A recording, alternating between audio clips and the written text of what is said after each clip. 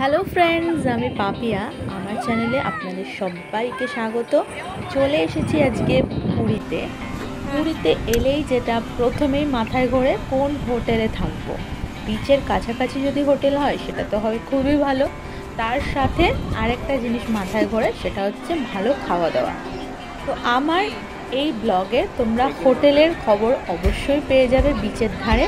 Next ব্লগে তোমাদেরকে আমি পুরীতে কোথায় কোথায় ভালো খাবার পাবে অবশ্যই সেটাও দেখাবো।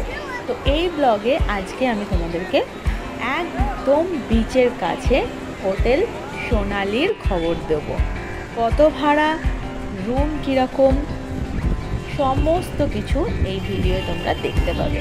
তো চলো আজকের ভিডিওটা শুরু করা যাক। হোটেল সোনালি একদম বিচ সাইড হোটেল। আমি তোমাদেরকে লোকেশনটা দেখিয়ে দিচ্ছি। সোজা এই রাস্তাটা দেখছো, এটা চৈতন্য মহাপ্রভুর যে স্ট্যাচুটা রয়েছে, সেই স্ট্যাচুটা থেকে দুহাত পিছিয়ে এলেই তোমরা হোটেল সোনালি দেখতে পাবে। তো চলো হোটেলের ভেতরে দেখা যাক হোটেলের রুম কীরকম রয়েছে, রুমের ট্যারিফ কত, কন্ডিশনই বা কী, সমস্ত কিছু তোমাদেরকে আমি এই ভিডিওয় ডিটেলসে শেয়ার করে দেবো।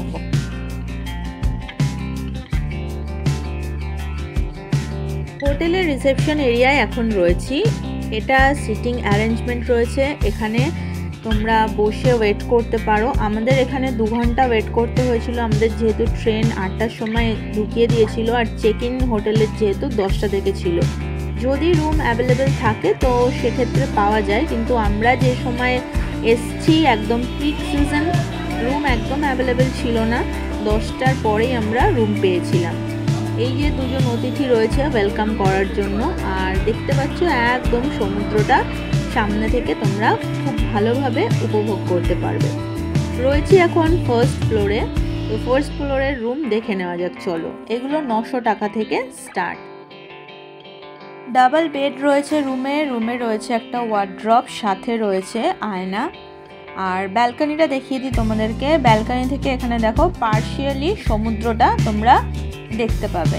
এগুলো ব্যাক সাইডও ঠিক না, এটা পার্শিয়ালি তোমরা সমুদ্র দেখতে পাচ্ছ। আর এখানে রয়েছে ওয়াশরুম। এবারে চলে এসেছি সোজা সেকেন্ড ফ্লোরে। তো সেকেন্ড ফ্লোরের রুম দেখে নেওয়া যাক, চলো। এখানেও ডাবল শেয়ারিং বেড রয়েছে, রয়েছে ওয়ার্ড্রপ, টিভি এখানে প্রতিটা রুমেই রয়েছে। এই রুমটা কিন্তু এসি রুম।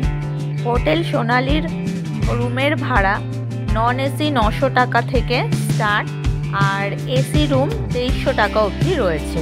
এটা রয়েছে ওয়াশরুম মোটামুটি পরিষ্কার পরিচ্ছন্ন। এরপরে আমরা সোজা চলে যাব থার্ড ফ্লোরে। এটা থার্ড ফ্লোরের নন এসি রুম। এই নন এসি রুমে রয়েছে একটা ওয়ার্ড্রপ, সাথে রয়েছে টেবিল, রয়েছে আয়না। আমি আগেই বলেছি প্রতিটা ঘরেই রয়েছে টিভি।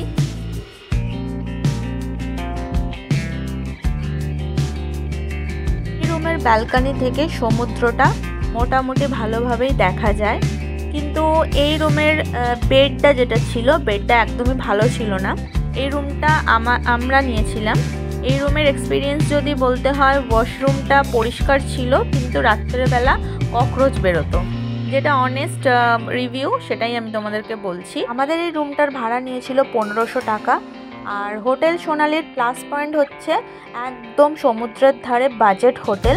পরিষ্কার পরিচ্ছন্ন যদি বলতে হয় 10-এর মধ্যে আমি 6 দেবো।